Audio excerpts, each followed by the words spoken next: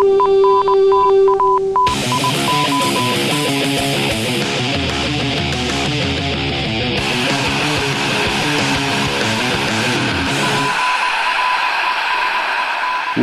to Norse Code, the number one podcast for your Minnesota Vikings. Your host with the moster is me, again, Dusty O'Connell. And joining me this week, as per usual, our in-house analyst. He's a columnist for Cold Omaha and 1500ESPN.com, among other places on the internet. Generally useful human, Arif Hassan. How you doing, Arif? I'm good, man. How are you? This has been a strange couple of weeks for me because I am not generally accustomed to taping the podcast before noon.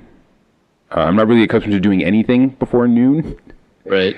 So this is a little bit of an adjustment, but I'm enthusiastic. I have some Brussels sprouts in pots outside, and the weather is finally turning chilly enough to where they will like sweeten up, having been exposed to the first couple of like frosts of the year. You can't harvest them too early or they'll be bitter. You gotta let them experience some cold, and that makes the plant like pump some sugar into them. So, did not know that. All right, Brussels sprouts. That's what's happening in Dusty's world.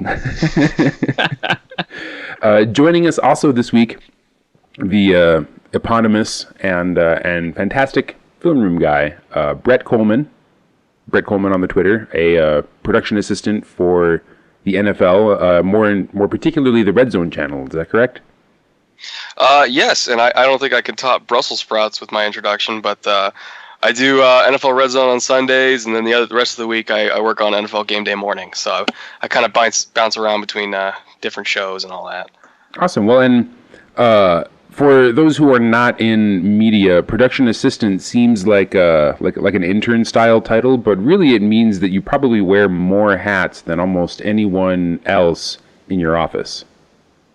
I can't even count the number of different random jobs I've had to do in the last 5 years. I mean, there's social media, there's editing, there's production, there's prop work, I'll cut music videos, XO segments. I mean, you name it, I've probably done it at some point. So, but it's a fun gig. I love doing it.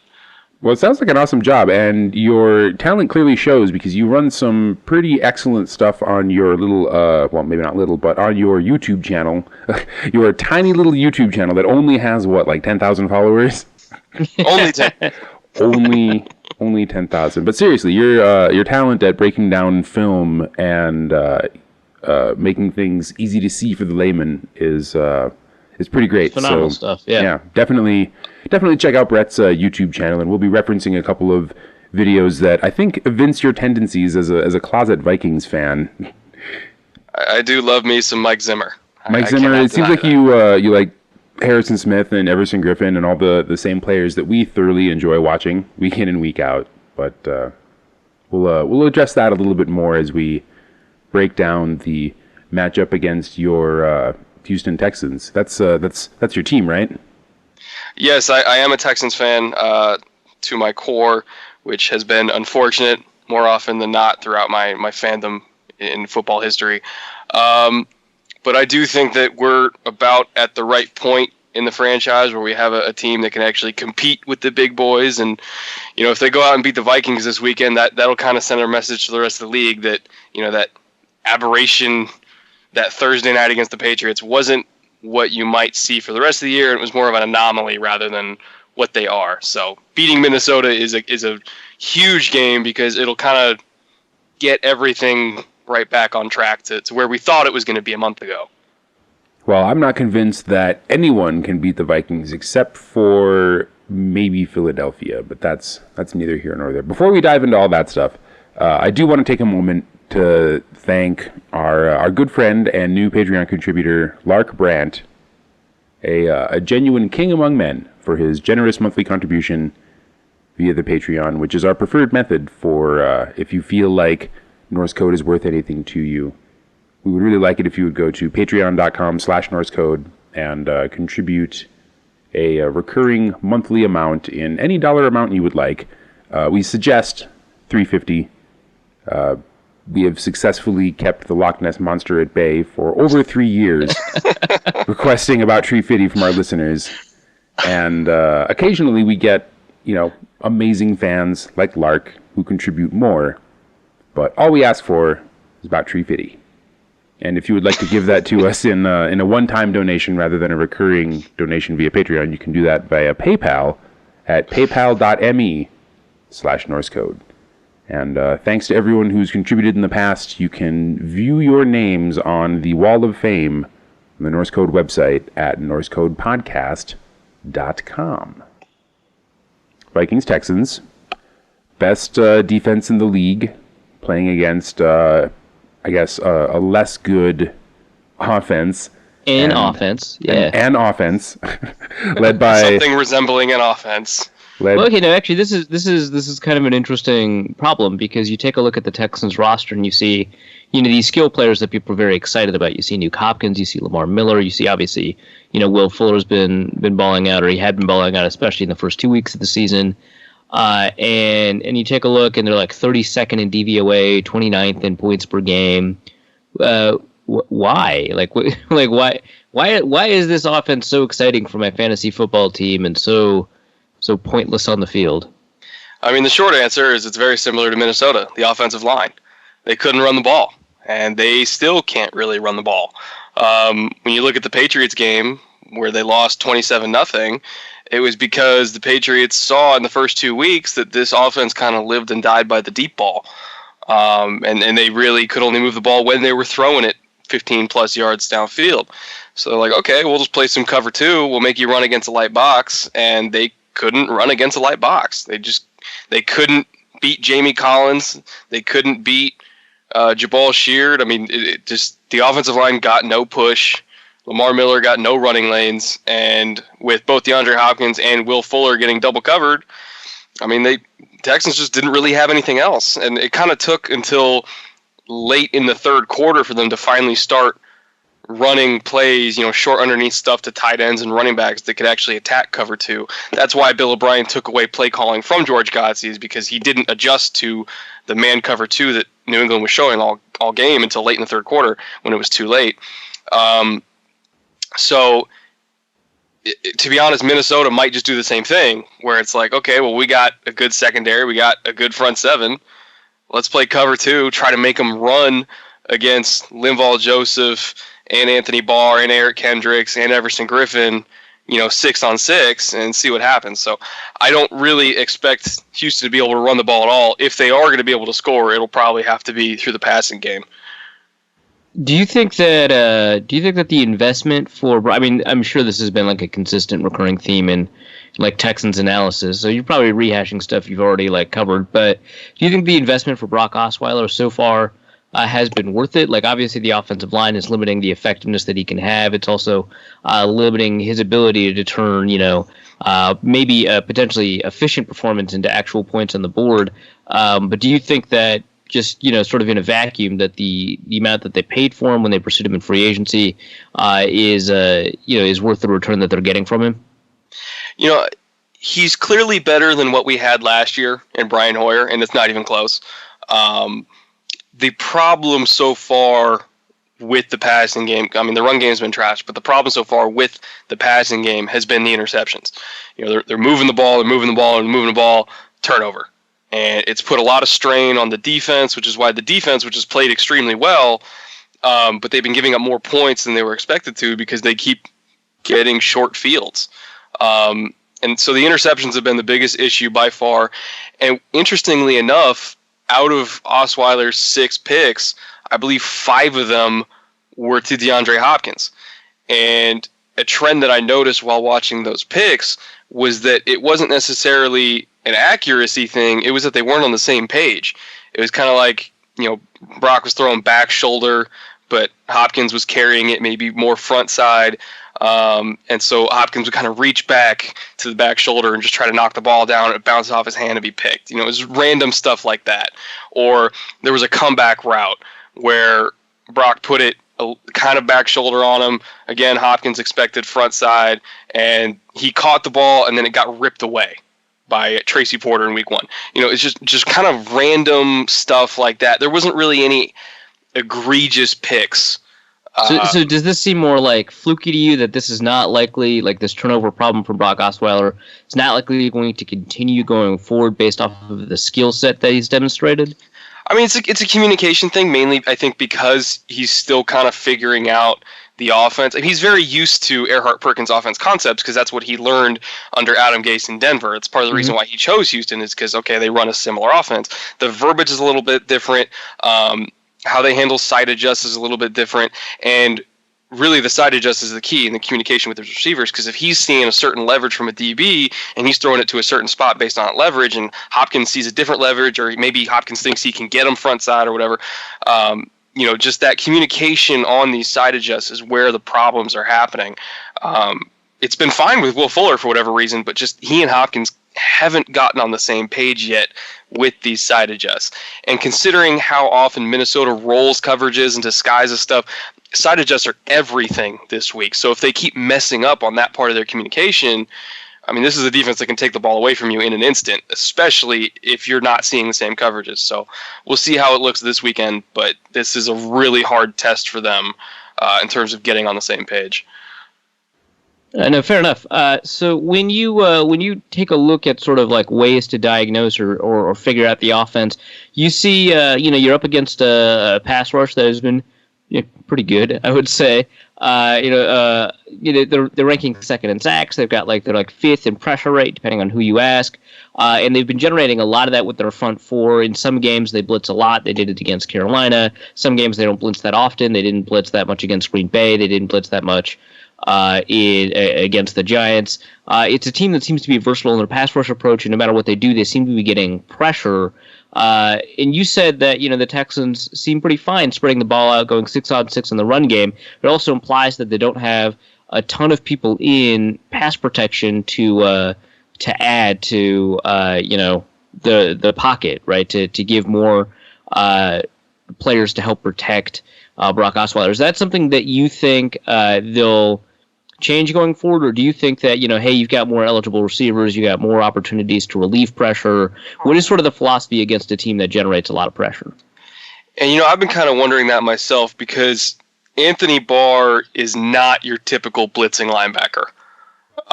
He's a very special case, and how they decide to handle him is going to be what determines their protections.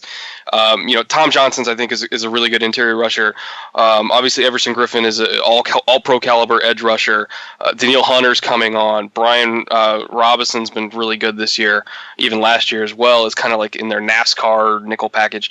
But when Anthony Barr is lining up in that A-gap, you need to have a plan for him. To me, he is their best interior rusher, at least most productive interior rusher, because for whatever reason, and I've never been able to figure this out, for whatever reason, teams feel content to put their running back in protection on Anthony Barr rather than their center. They think, it's just a typical inside linebacker. We'll bob block it. It'll be fine. But the thing is, Anthony Barr is 6'5". He has a background as a 3-4 edge rusher. He works with Jay Glazer every offseason doing all sorts of MMA training, and his hands are spectacular. He is the best interior blitzing linebacker in the entire NFL.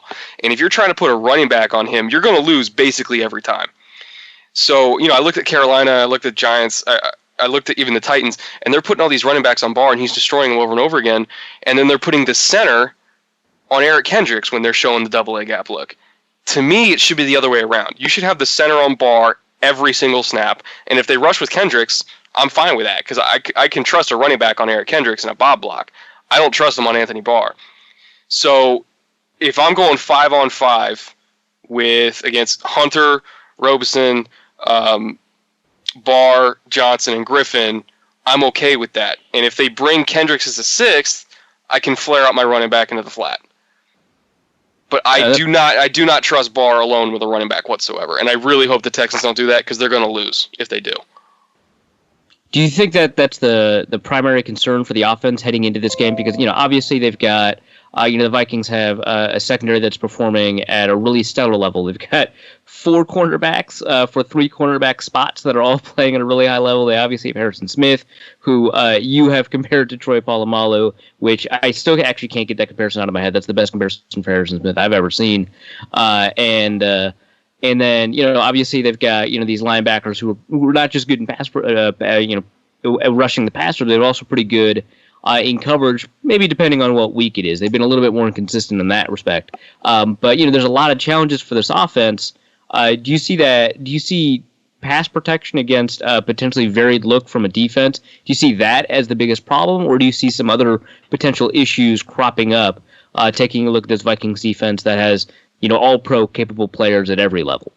As good as Harrison Smith is, as good as Xavier Rhodes is, I have more confidence in attacking the second and third corner of Minnesota, which would be either Newman, Waynes, Munnerlyn, whoever, whatever order you want to put them in. I have more confidence in attacking them than I do in blocking the second or third rusher that Minnesota brings, whether it's Johnson, Hunter, Barr, whatever you got, because they have 4 or 5 guys on every snap across the board that can get to the passer. I think Rhodes is a legit shutdown corner. I don't think that Munnerlyn, Newman, and Waynes are there yet. I think those are going to, if you're going to attack anywhere, it would be and obviously Sendejo is below them as well, by a significant and Sendejo amount. is there. Yeah, he's just around. He gets a ring if they get that far. It's fantastic news. He gets a participation trophy. I don't really anticipate Harrison Smith losing in man coverage against a tight end because the Texans don't have great tight ends. I don't anticipate Rhodes losing against Will Fuller. But if you can get DeAndre Hopkins versus like Terrence Newman, or DeAndre Hopkins versus Trey Waynes, or DeAndre Hopkins, you put him in the slot against Captain Munnerlyn, that's a winnable matchup.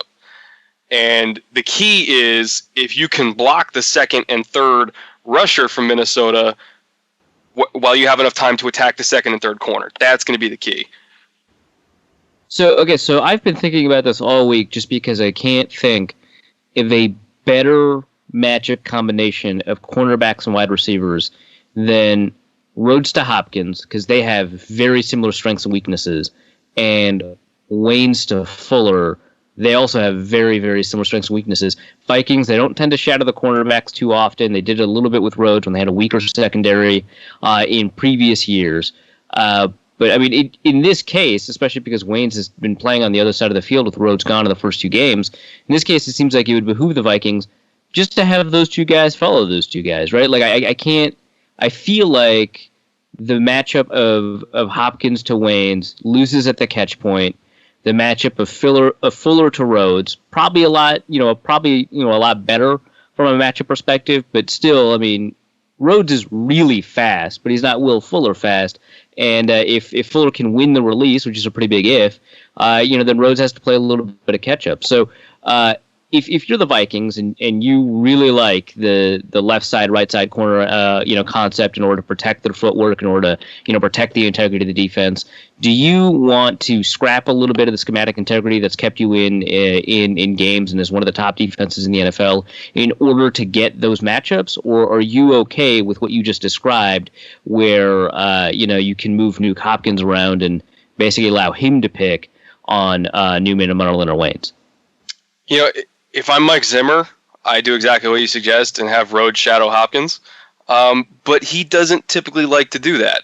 He does like to have Xavier Rhodes stay on the right side and either Newman or Waynes be on the left side. Waynes in college played on both sides, so I don't really think that would really affect him that much. It's a matter of whether or not he thinks Rhodes can play on the left side consistently against Hopkins. But I would do that. From a game planning perspective, that makes sense because their strengths and weaknesses match up perfectly. And at that point, then it becomes, you're attacking Captain Munnerlyn the whole game because you don't really want to test the outside. And Munnerlyn's a really good nickel, so again, that creates a lot of problems. And if Zimmer does change his game plan, I would be very worried as a Texans fan because Xavier Rhodes is big and fast and long and physical, and DeAndre Hopkins is big and physical and a great jump ball receiver. And when you put a big corner on a big receiver, they tend to do better than a small corner on a big receiver. And you look at Waynes and he's smaller, and a smaller corner tends to do better on a smaller receiver than a bigger corner does on a smaller receiver. Right. It's just, I really hope he doesn't do it. I'll just say that. I really hope that they stick to the one side. Fair enough. Are there, if you're going in, let's say you're a DFS player or something like that, or you've got all kinds of Texans players on your fantasy team in a redraft league, Are there any fantasy players that you think could outdo their reputation just in general, or really good buys for the Texans offense? Is there a Texan skill player that you think will have an unusually good day? Oh man, maybe, and this is a huge maybe depending on what Harrison Smith is doing. Maybe Ryan Griffin. He's a tight end. CJ Fedorowicz got hurt last week, but Ryan Griffin has been the better big body receiver on this team anyway. And if they are playing a bunch of cover 2 and bracketing both Fuller and Hopkins and daring you to run on a light box, Griffin's going to be the guy that gets most of the work, over the middle, trying to move the chains and everything like that. As soon as they went into that kind of shorter passing game plan against, in the last quarter and a half against New England when they were seeing man cover 2, Griffin got like 7 targets because the tight end is going to be your main weapon against that style of defense. So if anybody on the Texans offense is going to outperform their expectations, I would assume it's Griffin, because everybody else on offense is going to have a very tough matchup. All right, well, let's talk about something that the Texans are maybe a little bit more comfortable talking about, which is the Texans defense against the Vikings offense. Vikings offense has been sort of in a very unusual situation where they haven't had to be productive over the past couple of games, but it's not as if they've been playing with a lead going into like the second and third quarters. You've got very efficient performances from Bradford. Up until the Giants game, you've had very inefficient performances from the running game, which, like you've said, is kind of isolated to how the offensive line has performed. Offensive line is going to be kind of makeshift. You're going to have T.J. Clemmings at left tackle. You're going to have either Searles or Andre Smith at right tackle, and you're going to have an interior line that played well last week but has been relatively inconsistent over the course of the season. If you're the Texans defense, what is making you sort of lick your chops, and what's making you a little bit anxious? I think TJ Clemmings makes you lick your chops a little bit, but he has played very well since Khalil went down. And keep in mind, back when Clemmings was drafted, I had him as my 3rd overall prospect in that entire draft class. Wow. I was very high. You watch his game at Pitt against Duke. It was the most dominant offensive line tape I have ever seen in my entire life. He was a man-child in college. Struggled a little bit when he started out in the pros because he was a converted defensive tackle. Didn't really know what he was doing with his hands yet. He's in his 3rd year now. Finally got on the field, and he's played well since Khalil went down. Maybe it was moving to left tackle that made him kind of flip the switch, whatever it was. But he's very big, very long, and freakishly athletic. If Whitney Merciless or Jadeveon Clowney can kind of take advantage of his rawness, get under his pads, kind of work him a little bit on the edge, I think they can have a great day against him because he is still kind of a raw prospect. But he's so freaking athletic. Clowney's been having a pretty good year, though, right? Like, people haven't been really talking about it that much nationally, which is kind of interesting given sort of Clowney's polarizing nature when people talk about it. But he's been having a pretty good year, right? Yeah. Weirdly enough, they moved him to 5-technique defensive end in week 1. He's the only 265-pound 5-technique I've ever seen. But he's so strong and he's so long, he's actually kind of making it work. And then on passing downs, they move him out from 5-technique to 7-technique to rush off the edge. It's kind of the same thing J.J. Watt was doing. He's just doing it with 20 less pounds on his frame. And now that obviously Watt's out for the season, he's probably the best defensive lineman on the team. But he's had a very good year, elite run stopper, very productive in the pass rush. Hasn't gotten home for a lot of sacks yet, but he's been generating a ton of pressure. So again, if you're matching up with TJ Clemmings, they're both great athletes and they're both very long. It's just a matter of whether or not Clemmings is kind of hit that development point yet where he can handle somebody with good technique. And we'll see how he does. I mean, Clowney and Merciless are about as good of a test as you're going to get for a young left tackle. So should be fun to watch. Okay, and then going beyond that, so J.J. Watt gone. Obviously, that's been sort of a pretty big storyline for the Texans in terms of like evaluating their defense. But I mean, he hasn't been having a J.J. Watt style year sort of before he needed to go in for surgery. So that probably doesn't impact the defense as much as a lot of people might be implying, but it's still a pretty big loss. What are you doing along the interior to shore up both, run defense and make sure that you're getting interior pressure as well? Yeah, I think that probably was why they put Clowney down in there, because he can actually push the pocket despite being only 265 pounds. He can put a guard on skates. That's probably the main reason why they put him down there, especially because they already had a good jack linebacker, Whitney Merciless. They're like, we might as well get both of them on the field. Opposite of Clowney, we've got Christian Covington, who's okay. I don't think he's great, but he's definitely not bad. He's kind of like a shorter, stockier Jarrell Casey type of frame to him, but doesn't have Casey's power. He can two-gap a little bit, but I don't think he's dominant at the point of attack. He can pass rush a little bit, but again, I don't think he's like a Sharif Floyd who, when he gets your hands on it, he can kind of do whatever he wants. He's okay. He's serviceable. Vince Wilfork is playing much better this year than he did last year. He can still plug run games up the middle, but he's not really going to pass rush for you at all. DJ Reader's kind of the young nose tackle they're grooming behind him. He might get some run in this game to give Wilfork a little breather and get him some good experience against a talented interior offensive line. And then you got John Simon on the other outside linebacker position across from Whitney Merciless, who's your typical kind of strong side 3-4 backer that stops the run and occasionally gets a sack. Behind them, kind of like Ninkovich and Robinson, then. Exactly like that. You're Mike Vrabel, if you will, who's his linebacker coach, ironically enough. Of course. Behind them, you have two very good inside linebackers in Brian Cushing and Benardrick McKinney. McKinney is, I'd say, athletic in the mold of like a Jamie Collins, but not quite as fluid in the hips. He's extremely explosive. He's big, and he's very strong at the point of attack. He's having a Pro Bowl caliber year already, arguably the second best player in the entire Texans front seven right now, all over the field, making every tackle. He's calling the defense. When Brian Cushing got hurt, he took over command of that front seven, and they played lights out.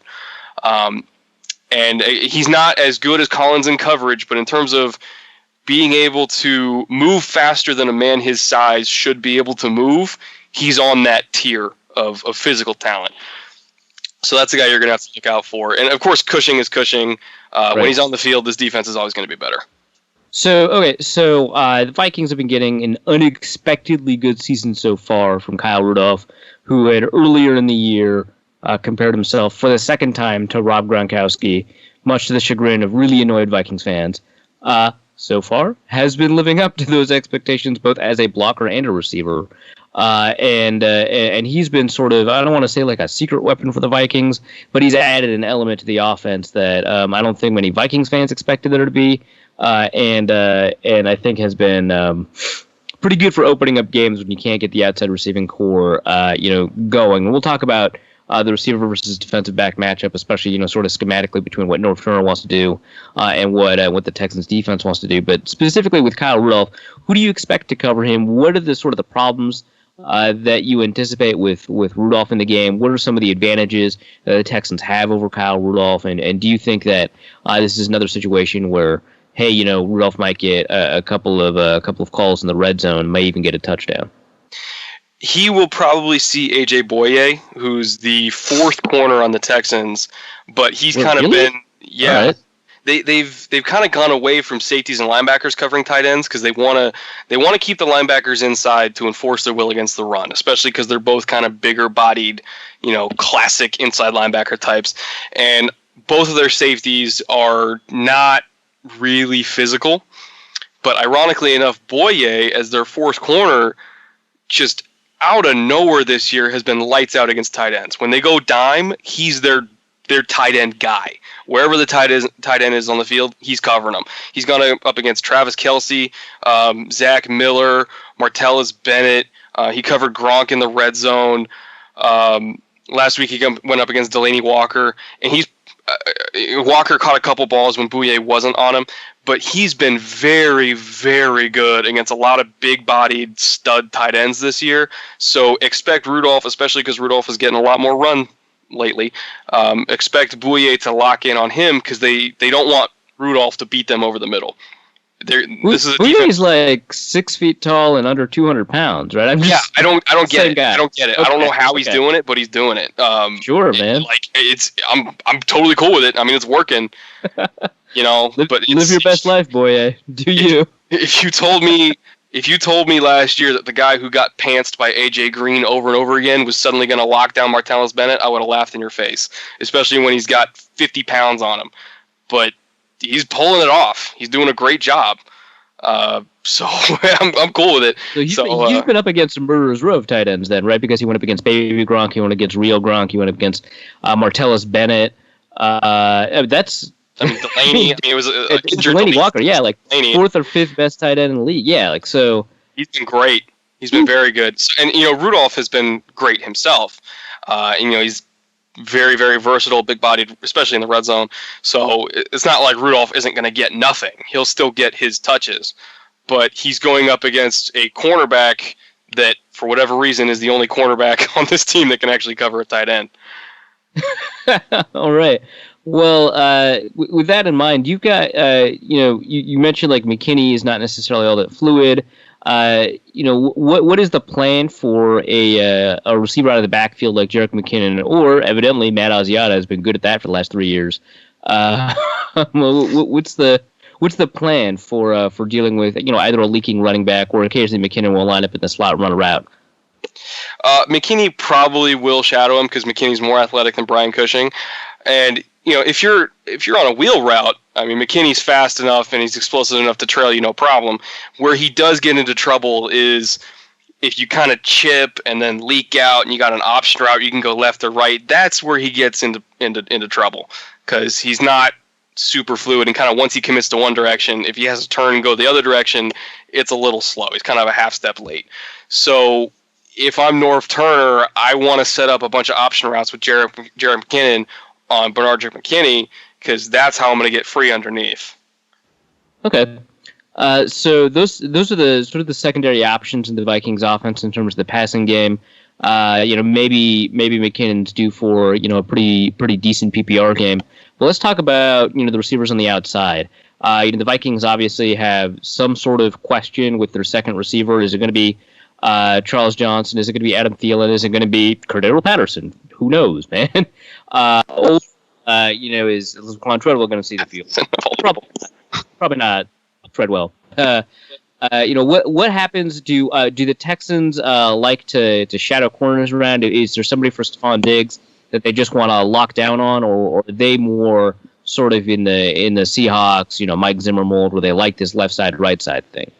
They'll shadow a little bit if they feel like they need to have Jonathan Joseph shadow, but they have 4 very good corners. It might be the deepest position on the whole team. And Boye is obviously the 4th corner. He'll come in on dimes and do tight ends. But in terms of receivers and who they'll see, Jonathan Joseph, defying age, is still playing lights out as the number 1 corner. Kareem Jackson's the number 2 corner, but he also plays in the slot. He's very good against the run. And then Kevin Johnson, who's the first-round pick from last year. And I mentioned before that I had TJ Clemmings 3rd overall in that class. I had Kevin Johnson 4th. And he has done everything to back up that ranking. He's been a revelation for this secondary, arguably the best corner on the team, but they do prefer experience over, youth and explosiveness and stuff like that. So he only does come in nickel situations, but when he is on the field, I think he's the best cover guy on the team. So if the Vikings are going into 3 wide sets with, obviously Diggs will be on the field, maybe Charles Johnson, maybe Thielen, they've got 3 very good corners to match up with, and I don't think the outside will work that much with Joseph and Johnson. If you're going to attack anything, it would probably be Kareem Jackson in the slot. So if they're smart, they'll put Diggs in the slot and kind of have him work underneath and over the middle and maybe get a couple deep shots here and there. But if they put him on Kareem Jackson, he'll be the main chain mover. I know, that's fair.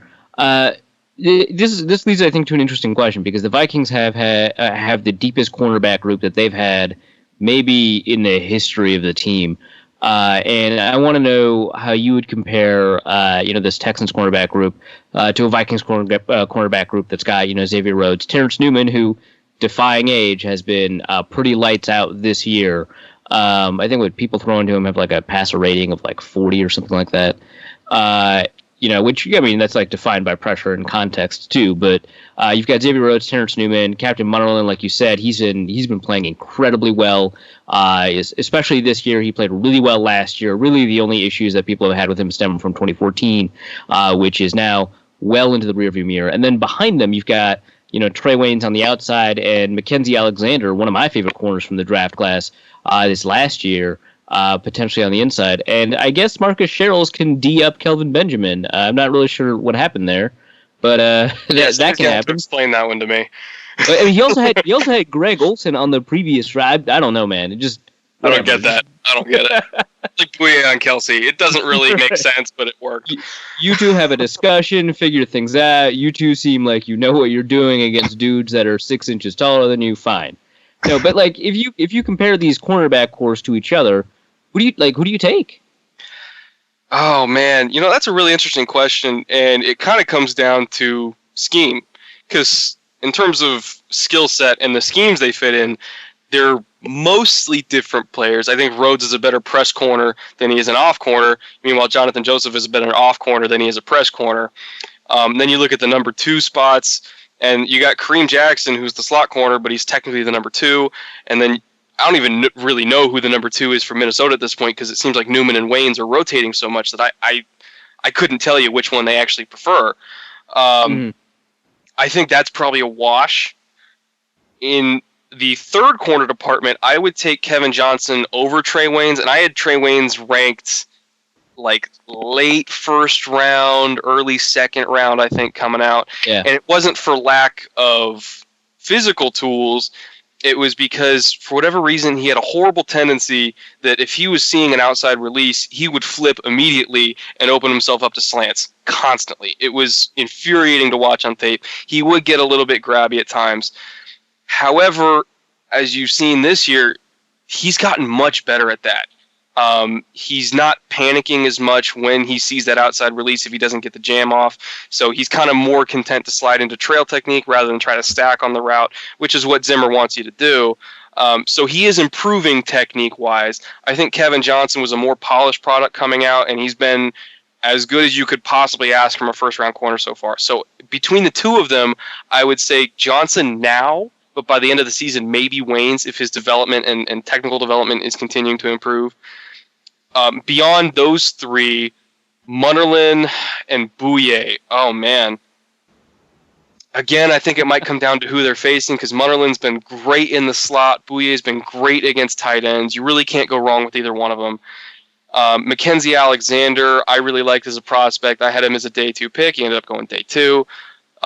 I think he's kind of the heir apparent to Captain Munnerlyn. He'll probably be their slot corner of the future.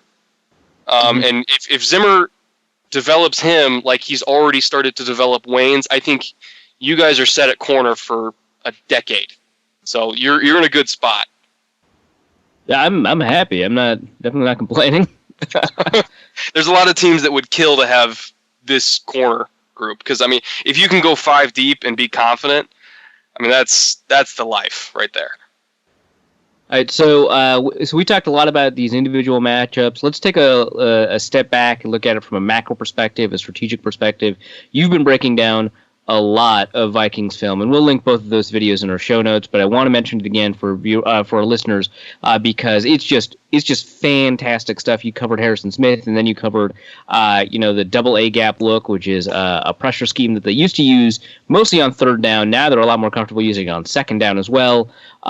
What do you see as the primary response that the Texans are going to use against what they might expect that defensive matchup to look like? Like, I know you already mentioned that New England saw, what the Texans wanted to do, and that he took that away by, moving to, a cover 2 and not a very, complicated cover 2 either. And it took a while for the Texans to adjust. But based off of most of what the Vikings have done over the course of these past 4 games, and what Zimmer has done over the course of his career as a Vikings head coach, what do you think is sort of the best game plan for the Texans when they're on offense? And then when you flip the switch, what do you think is the best game plan for the Vikings when they're on offense against that Texans defense? I think it'll depend on if Rhodes is shadowing, because the game plan might be completely different. If you're getting Will Fuller on Xavier Rhodes, I don't really expect Fuller to do much, but that means that you're also getting Hopkins on Terrence Newman, and alarm bells are going off if I see that. Not that Newman isn't a good corner, but Hopkins is a top 5 receiver in this league, and if you're giving him that matchup, you might as well use it. We might see in that case kind of Harrison Smith do that inside-out cover 2 kind of doubling they were doing on Odell Beckham, which means you've got a number 1 corner on Fuller, double on Hopkins. Now where do you go? A big part of this game plan is going to be what package the Texans want the Vikings to be in. Do they want them to be in nickel, or do they want them to be in base? And they're 2 very different problems you got to solve, because that means you're either trying to run block against Linval Joseph, or you're trying to pass protect against Danielle Hunter. They're 2 very different problems. I wouldn't want to deal with either one of them, but that's going to be the decision they have to make. It's, are we going to go into 2-back and 1-back sets and just hope that Hopkins can beat double coverage and hope that Fuller can get free against Rhodes? Are we going into 3-wide sets and trying to get maybe Braxton Miller on Captain Munnerlyn or Ryan Griffin on Andrew Sandejo, and then all of a sudden you got to deal with Danielle Hunter and double A gap blitzes, and they really got to decide what package they want to be facing, and Zimmer will match personnel to personnel. And then, so then it sounds like then the scripted plays on offense are going to be really, really important for determining what's going to happen for the rest of the game. Yes, whatever they come out in the first series, if they're coming out in a lot of 2-back or 2 tight end, that means they want no part of the Vikings nickel package. They want no part of it. That means they don't want Danielle Hunter to be on the field. They don't want to deal with anything coming off the, especially if they don't want to deal with that NASCAR package they've got, where it's Hunter, Robeson, Johnson, and Everson Griffin. I mean, I don't blame them for not wanting to deal with that, but that's basically them saying, like, we're going to try to run the ball, and we're going to do our damnedest to not be in 3rd and 8, because that's a doomsday scenario against this team. If they do come out and they start spreading it out, that's their way of saying, we don't want to see blitzes. If they're coming out in 4-wide sets, that's basically them saying, like, okay, you got to match us man on the outside, and we don't have a lot of good matchups, but that also means that you're not going to be bringing double A gap blitzes, because you're going to have to put somebody outside to cover somebody.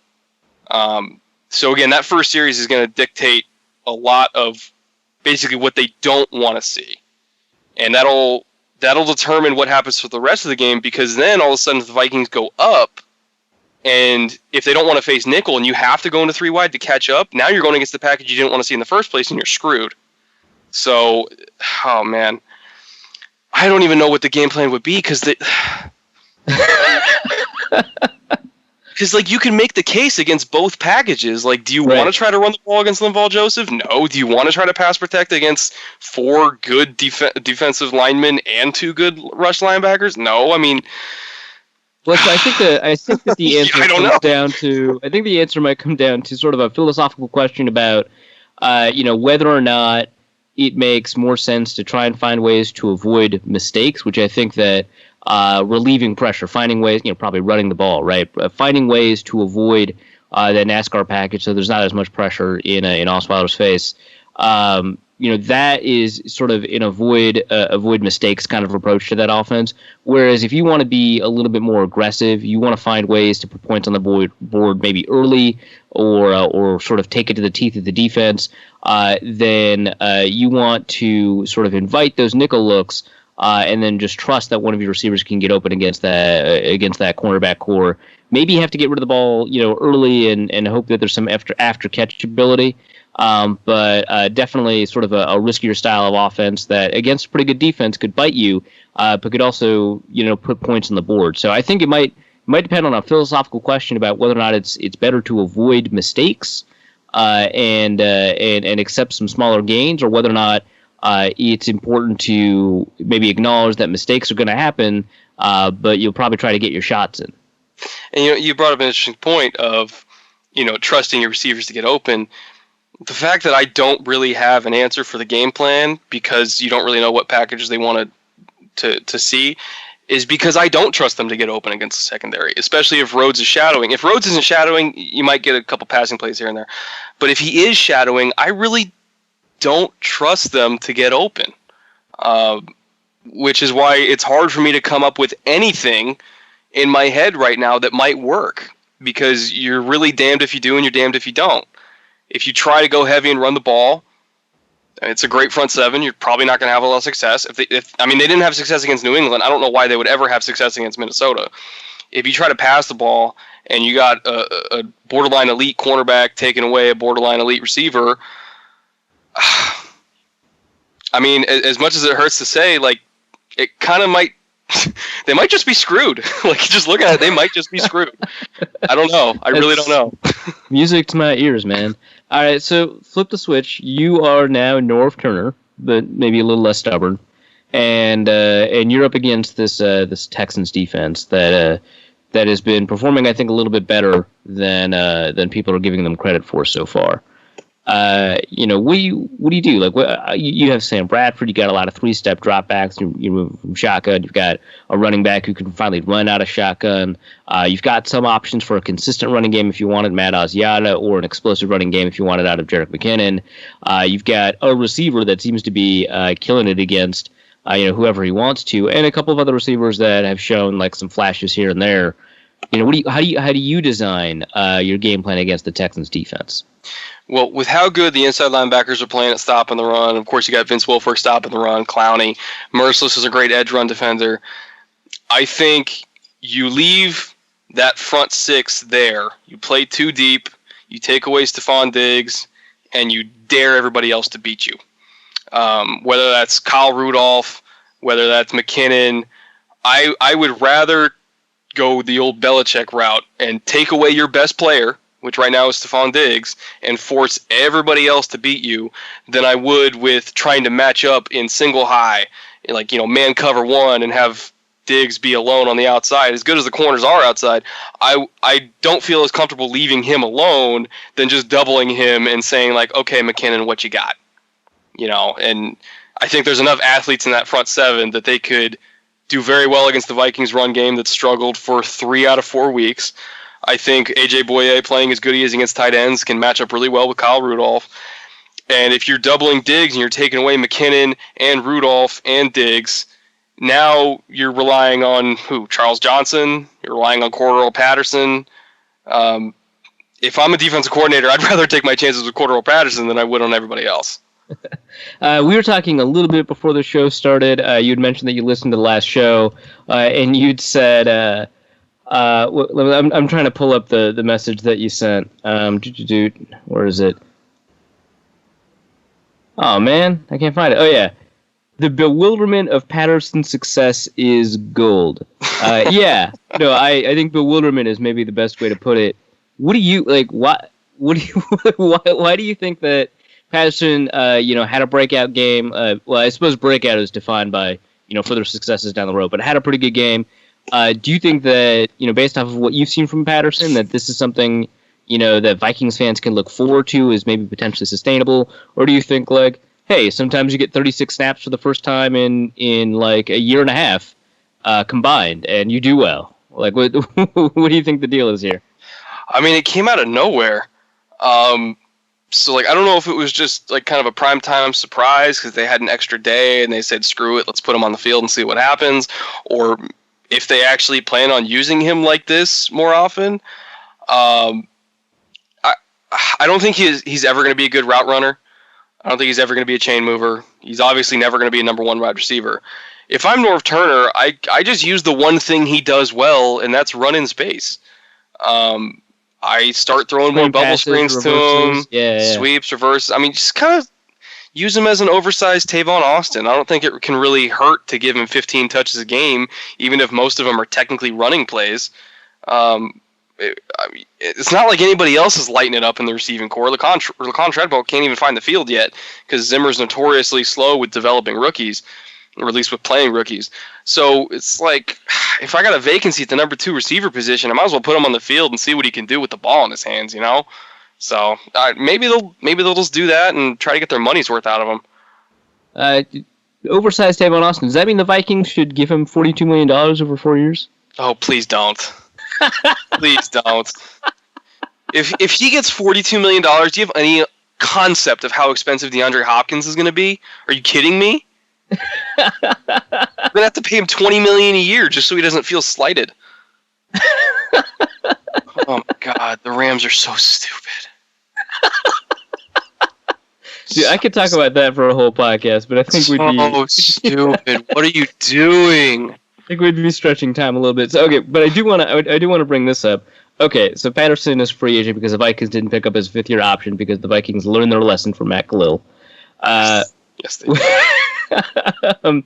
What happens if Patterson, who probably, the true Patterson, he probably has an inflated sense of his worth. He's finally maybe turning the corner in Minnesota, but in all likelihood, Minnesota's going to offer him a contract, if they even offer him a contract at all, that will be lower than maybe what he thinks he'll get, and maybe lower than what he'd actually get in free agency. What are the odds that Patterson goes to the Rams to back up Tavon Austin, and then the Rams also sign Denard Robinson so they can officially have an offensive weapon slot? Wouldn't that just be the most Jeff Fisher thing ever? Yeah, that's why I love it. That's so Jeff Fisher. I think if Minnesota does retain Cordarrelle, though, it'll mainly be because of special teams, not just as a returner, but somehow he's developed into a really good gunner all of a sudden. Yeah, I don't know. It just happened, I guess. I mean, the Vikings have a history of developing some really good first-round gunners. Trey Waynes was one of the better gunners that we've had in Minnesota. Cordarrelle Patterson did a really great job until he started producing so much they pulled him in favor of Laquan Treadwell, who did a really good job. So they just have really good special teams. But even if he never turns into a good receiver, I think he's kind of worth to keep around as a kick returner that can flip the field and maybe down kicks deep in enemy territory, especially because so many kickoffs are being returned nowadays. With the rule changes and everything like that, like having a good gunner like actually matters, especially, and having a good returner actually matters if you're returning so many kicks. So he's ironically more valuable this year for reasons that aren't even about catching the football, So maybe he'll get a little bit more money next year if this rule stands, just for that reason alone. All right, well, I think we covered most of the matchup. I know Dusty may have some specific questions for you if he is still around. Dusty, you still around? Oh, of course. Not particularly. I feel like you guys kind of hit on the, key points of the matchup. I do have a couple of mailbag questions. First to 10 wins. First to 10 points, man. First to 10 points. Nobody is scoring in this game. It'll be 3-0. Yes, it will. So. Oh, that means Blair Walsh will be able to kick the ball twice. Good for him. so one score from Blair Walsh. All right, so there's some mailbag questions for Brett.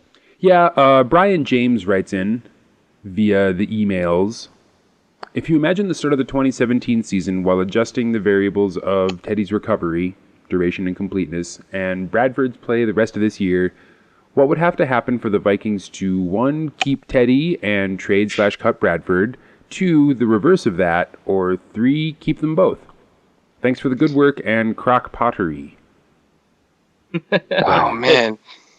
It's hard for me to really imagine a scenario where they keep both Bradford and Bridgewater, just for the sake of the locker room. I mean, Arif, you know that locker room better than I do, but if you have 2 starting quarterbacks, you really have no starting quarterbacks. So I think even if they're both good, because what happens if Bradford has like a rough 3-game stretch in 2017? And then Teddy comes back, but then Teddy doesn't look anything like he did in the preseason of this year, and now you're bouncing between quarterbacks, and the locker room doesn't know what's going on, the fan base doesn't know what's going on, everything's totally a mess. Like, sometimes it's better if you have a rough 3-game stretch for a quarterback to not have a backup who is threatening to take the starting job, because it creates a distraction. And I think Teddy is a starting caliber quarterback, and obviously Bradford's starting caliber as well. So even if it was the other way around and Teddy has a rough stretch, let's say you guys go deep in the playoffs, and then Teddy comes back next year, and it's like, he was always our guy. He's going to be the starter. Everybody's around. And then first 3 weeks of the season, he's rusty. It's not looking good. calls for Bradford to come in, and then you're playing primetime week 4 and you go down 14 points and Bradford comes in and it leads you to a comeback victory. Then what do you do? It's almost better to just have one guy and then a backup that can start if you need to, but is no threat to actually take the job. And then you try to flip the other one for some picks. Which name is the one that gets traded is going to be determined by how well Bradford plays. If you go to the Super Bowl, which right now, you guys are favorites in the NFC to go to the Super Bowl other than the Eagles, then you could probably get something out of Teddy Bridgewater if he comes back and doesn't look totally crippled. But if Bradford doesn't play well, and then if Bradford does play well and then Teddy comes back and looks even better than Bradford, you could probably get something for Bradford too. So I think you're in a good spot to get something out of one of them in 2017, but I really think it's inadvisable to keep them. You have to get rid of one. Okay, yeah. So what do you think that they'll be able to flip? Like, so Teddy was not very well respected by a lot of the general managers, sort of last year and the year before, based off of like those ESPN articles where they ask like 18 personnel people like what they think of quarterbacks. And Bradford has always been sort of someone that executives have held sort of in high regard. So it always seems like that, kind of regardless of the level of play, that Teddy will have in the preseason, that Bradford might be worth more in terms of picks just based off of the perception around the league. But let's say Bradford kind of splits the difference there. Like, make it to the playoffs. He has a really good wild card game, but for whatever reason, maybe they lose it. Maybe it's like an Andy Dalton Bengals scenario, right? Mm-hmm. And so there's not an extraordinary amount of pressure, right, on the Vikings to continue playing Bradford. And Teddy lights it up in the preseason. Who do you flip and how much do you get? Well, I think Bradford's been traded for first-round picks so often that you might as well try to go for another one. Has anyone been traded for more first-round picks than Sam Bradford? I don't think so. It's unbelievable. But the thing with Bradford and the narrative has always been, and it's been even when he was in St. Louis, back when the Rams were in St. Louis, is, oh man, if he just had a good coach, oh man, if he just had a good team, if he just had support, he'd be a Pro Bowl quarterback. Well, now he's on a team with a good coach and good support around him, and they're 4-0 and they're winning games.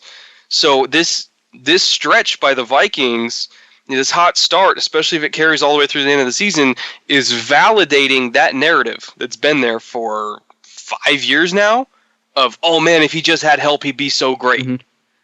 So that makes him infinitely more valuable than Bridgewater because it's validating all the general managers around the league that said, I can fix him. He'll be a valuable commodity. We have a team that can support him.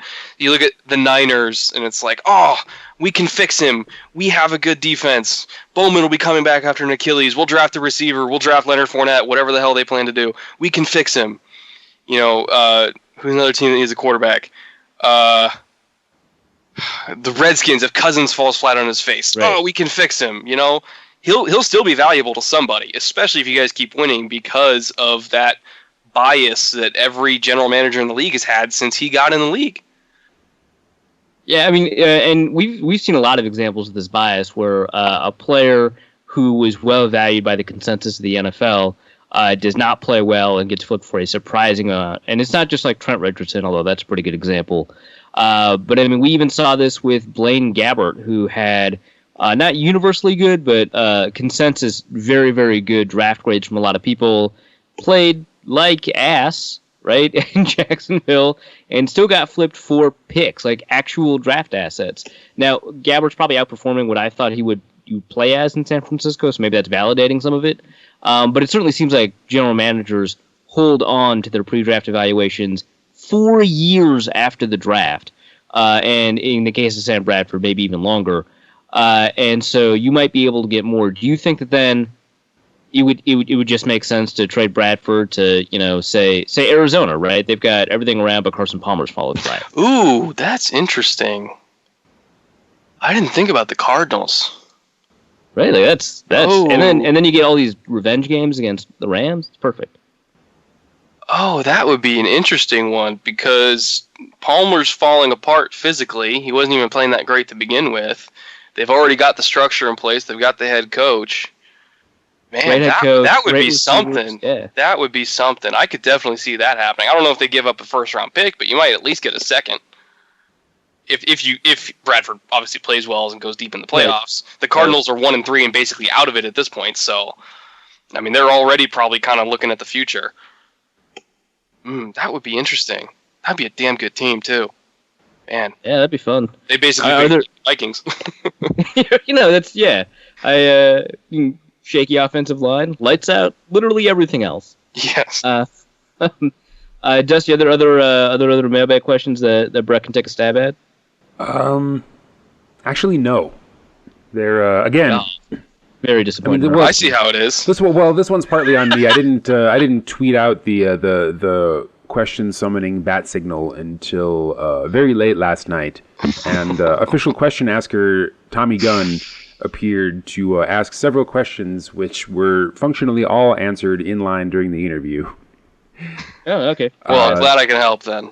Yeah, well, you were so helpful that you preempted the entire mailbag. So thank you for that, Brett. There is one for Arif though. Tommy asks, when can we expect Arif's famous/infamous candy corn to return? Are you making more candy corn this year? I'm not. Oh, well, I'm going to make it for myself. I'm not really sure what happened because I sent out a bunch of candy corn to a bunch of people who asked for it. And maybe like 4 people have indicated that they've received it. And I don't know, like the U.S. Postal Service is usually very reliable. So it's not like I want to say, yeah, all your candy corn got lost in the mail, guys. I just don't want to deal with that headache again. So it's going to be for me. Candy corn? Yeah, okay. Well, so this is an argument I had on Twitter 2 years ago. So candy corn as a commercial product is awful. It's terrible. Worse than garbage. Clearly. Yeah. And the reason that that's true is because it's made out of carnauba wax. It's food grade wax, and that's like fine. It's usually used to coat candy to make it shinier and not used to be candy. And so I mean that's what it is. And so I hated candy corn because I was a human. I saw a Good Eats episode that was like, no. It's a totally different ballgame. If you make it, it's different. And it is. It's like, it's very similar to the marshmallow recipe, actually. You just, put as much cornstarch in it or whatever. It's a slightly different recipe, and it comes out tasting phenomenal. I mean, that's why one of the candy corn products is just called Mallow Cream, the Mallow Cream pumpkins or whatever. It's because it's a very similar recipe. And they taste phenomenal. It's just like a chewier sort of marshmallow that's a little bit sweeter, and it's delicious. And I wanted to make this argument. I was like, you guys got it wrong. Homemade candy corn is bomb. You just need to make the distinction.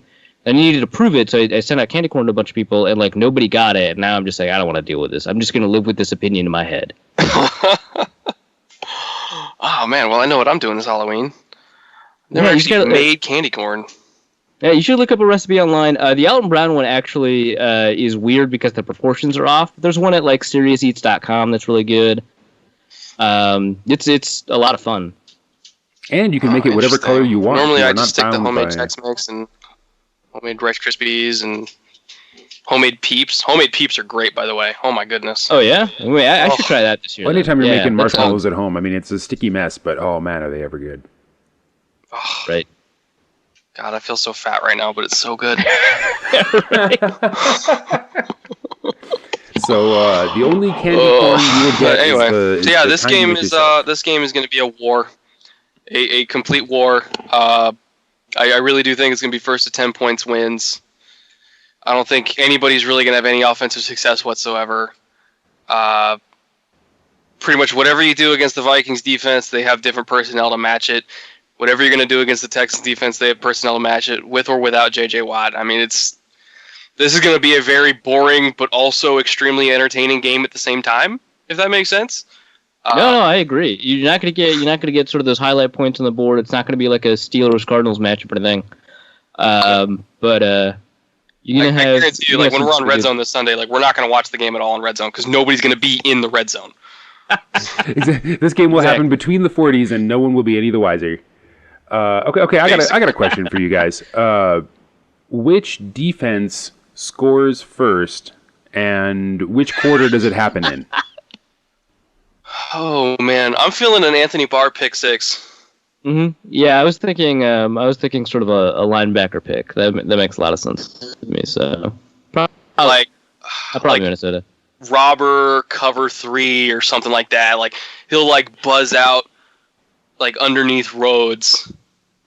Yeah, And, he'll just do some Luke Kuechly shit. It'll be fine. Yeah, something terrible's gonna happen. I just know that. Man, you sound so depressed going into this game. Do you have a score prediction?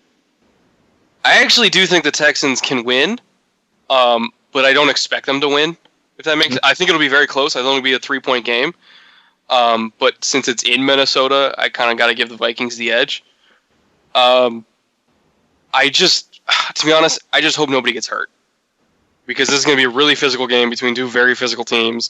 It'll be close. Both of these teams, I mean, it's combined 7-1 records. So clearly, if you're beating a good team, it kind of sets the tone for the rest of the season, for the second quarter of the season. So both teams really want to win. I'll probably go Texans 7 and then Vikings 10. Both touchdowns will be defensive.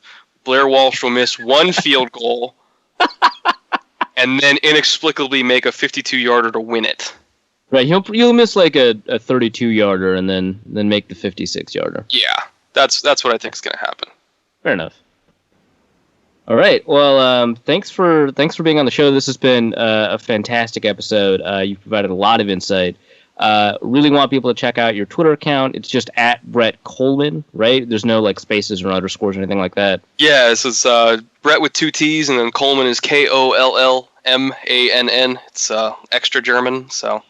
Yeah, super German. There's a Twitter egg with 1 fewer N, so watch out. That's not him. And what's your YouTube channel? Because I really want people to watch those videos of yours.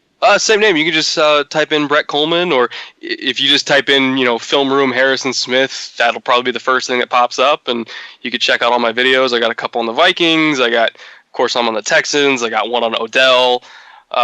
Considering last week, I'm sure a lot of Vikings fans are interested in him, and I think it's content that you and your listeners would really enjoy. Really, anyone who likes football should enjoy these videos. There's a ton of extra information packed into. I mean, the videos themselves are not super long, but for anyone who wants to be wiser about schemes as well as the individual topic of each video, your film work is phenomenal. So, thank you for that, and also thank you for being on the show. Thank you for having me. Anything that you would like to plug before we wrap it up? Well, I'm not going to plug anything other than my channel individually, but I will say that I heard you guys talking about the Zim Reapers versus Purple Rain. I 100% agree with you. It should be Zim Reapers, and I will do everything in my power to get NFL Network to refer to them as Zim Reapers from now on. Fantastic. This is great. This is great. It's a movement. We're making it happen. It's a movement, and the stadium will be called the Vault by the end of this year. I promise you that. Wow. Oh, man. This is... we should have had you on the show sooner. This is fantastic. I know. Now we got a guy on the inside. This is great. We can affect the lexicon. The movement. Now that we have an inflated sense of unchecked power, that's probably going to do it for this episode of Norse Code. I do want to take a moment to thank Dwayne Oyen for contributing to the show via PayPal, which you can also do. paypal.me/NorseCode or patreon.com/NorseCode. Brett, you've got a Patreon, right? That's kind of your preferred way to be compensated for the fine work that you do that is not under the auspices of the NFL officially? Yes, not officially under the NFL, of course. They get real mad if I advertise myself as that, but it's Patreon, just under my name again, Brett Kollmann, and the account's linked under every single one of my videos, so you can go check that out there. And if you feel like giving, I absolutely appreciate that. Any amount helps. The goal, of course, is to be able to do it full time eventually, and just have that channel be my day job. I would love to be able to do that one day. I would like for you to do that as well. That would be an acceptable outcome, I think, for many people. Beyond that, you can find Norse Code wherever fine podcasts are aggregated: iTunes, Stitcher, Google Play Music, etc., etc. Also at dailynorseman.com, the Vikings SB Nation blog, where we have been customarily hosted for 3+ years and counting, among other podcasts and fine Vikings writing. Arif, do you have anything coming down the pike that you want to plug before we call it a day? I'll break down some of the advanced statistics the Vikings have put together so far, quarter into the season, see if there are areas of concern still, see if the offense has done enough to sort of assuage my questions. But that's probably about it. In the meantime, NorseCodePodcast.com is a place you can go to find the episode catalog as well as show notes. Facebook page is facebook.com/Daily Norseman. The show is at NorseCodeDN on Twitter. Arif, of course, is at Arif Hassan NFL. I am at Dusty O'Connell. Our producer, James, is at Big Mono. And our guest, Brett, is at Brett Kollmann, with double letters in all the places you might think there to be double letters. So thank you for that. Yeah, no problem. Spelling is important, it turns out, on Twitter and also Skype. Yes, it is. So I will review rules for spelling and tracking people down on Skype until next week, when James and Arif will return to recap the Vikings' stunning, hard-fought victory over the Texans. And Sure. Aw, don't be sad. Watch it be 35-36, just to screw with all of us. Right. It'll be 38-34. I mean, no defense. Can't wait. I don't know what I would do if that happened. That would make for a very interesting preview episode next week. But if that happens, we will be sure to dissect it in great detail here on Norse Code. But until then, spoons out. We'll see you next week. Norse Code is the official podcast of the Daily Norseman SB Nation blog and is produced with cooperation from Pompous Jerk Productions. Pompous Jerk Productions. Attitude with attitude. The opinions expressed in this podcast are solely those of their contributors and do not reflect official positions of the Minnesota Vikings, SB Nation, the Daily Norseman staff, or PJP. No information in this podcast should be construed as gambling advice. Please obey all local gaming laws. Our formula is this. We go out, we hit people in the mouth.